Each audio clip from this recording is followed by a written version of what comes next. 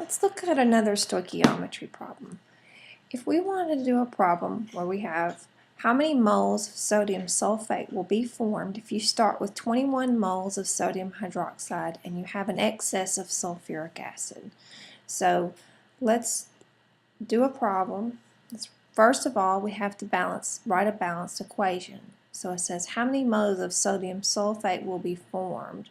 So we know that we're going to have sodium sulfate be one of the products that's formed, and that's Na2SO4 because sulfate has a -2 charge. Okay, and sodium sulfate is going to be aqueous. Okay, how many moles of sodium sulfate will be formed if you start with 21 moles of sodium hydroxide, so NaOH, and we got 21 moles of that, so we'll write that above it, and an excess of sulfuric acid. So we know sulfuric acid is H2SO4. Okay, and we have an excess of that, so we've got more than enough to react with the sodium hydroxide. Notice what kind of reaction this is. This is an acid-base reaction, so the second product will be water, liquid.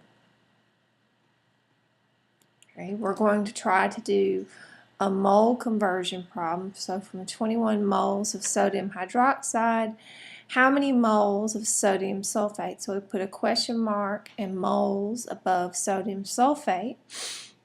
We say we're going to use a T-chart.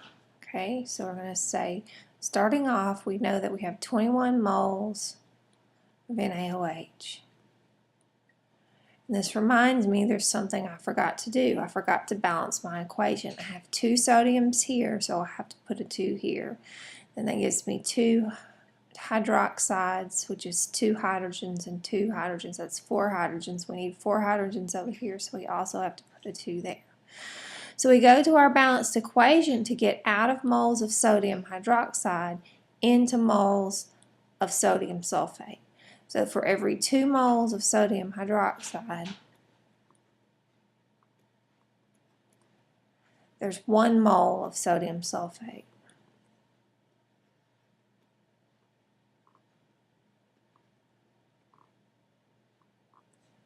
Okay, so for every 2 moles of sodium hydroxide, there's 1 mole of sodium sulfate.